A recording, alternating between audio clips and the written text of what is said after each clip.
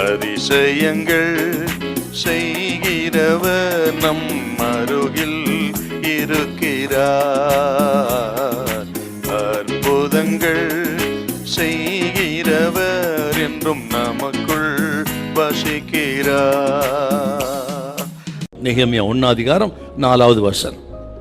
இந்த வார்த்தைகளை கேட்டபோது நான் உட்கார்ந்து அழுது சில நாளாய் துக்கித்து உபவாசித்து மன்றாடி பரலோகத்தின் தேவனை நோக்கி.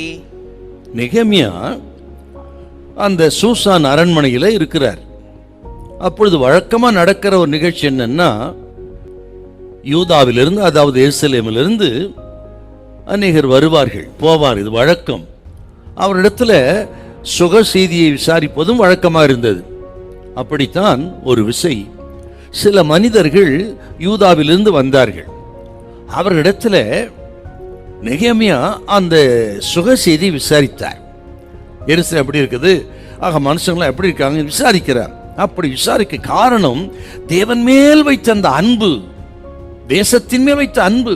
அருமையானவர்களே, நாம் தேவனை நேசிக்கிறோம் என்று சொன்னால் நம்ம தேசத்தை நேசிக்கணும். நமது தேசத்தின் மேல் நமக்கு பாரம் இருக்கணும். குறிப்பாக அது கேட்கிற தேவ பிள்ளைகள், நாம் ஆண்டவர் நேசிக்கிறவர்கள். அப்படியானால் கர்த்தர் நம்ம வைத்த இந்த தேசத்தை விசாரிக்கணும். ஆக தேசம் எப்படி இருக்கிறது, தேசத்துடைய ஆவிக்கிற நிலைமை எப்படி இருக்கிறது என்று நாம் விசாரிக்க வேணும். விசாரித்தா தாங்க தேசத்தின் பாரம் நமக்கு வரும். பவுல் சொல்றார் இல்லையா, 2 கொரிந்தியர் 5:14 கிறிஸ்துவின் அன்பு என்ன நெருக்கி ஏவுகிறது. அந்த அன்பு நெருக்கும் பொழுது நம்ம சும்மா இருக்க முடியாது.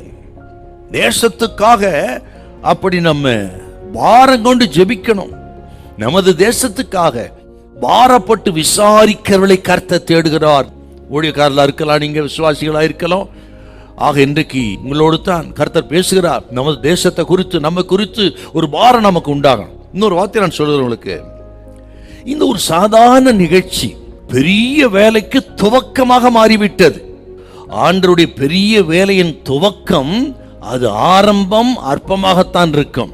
நம்ம வாழ்க்கையில எதையுமே அற்பமா நினைக்கூடாது. நீங்க ஒரு சாதாரண நிகழ்ச்சி தான், ஆனால் பெரிய வேலைக்கான ஒரு திட்டம் இங்கே தான் ஆரம்பமாகிறது. இதை கேட்கிற கத்திரி பிள்ளைகளே, உங்களை குறித்து தேவனுக்கு பெரிய திட்டம் இருக்கும். அந்த திட்டத்தை ஆண்டவர் நிறைவேற்றுவதற்கு சாதாரண ஒரு காரியமா இருக்கலாம், சாதாரண ஒரு சம்பாஷணை, சாதாரண ஒரு நிகழ்ச்சி, சாதாரண ஒரு பார்வை, இவர்கள் மூலமே ஒரு பெரிய திட்டம் துவங்கலாம். நீங்க எப்போ ஆயத்தமா இருக்கணும். ஆயத்தமா இருக்கிறவர்களை கொண்டு தான் கர்த்தர் பெரிய காரியங்களை செய்வார். ஹல்லேலூயா, ஹல்லேலூயா.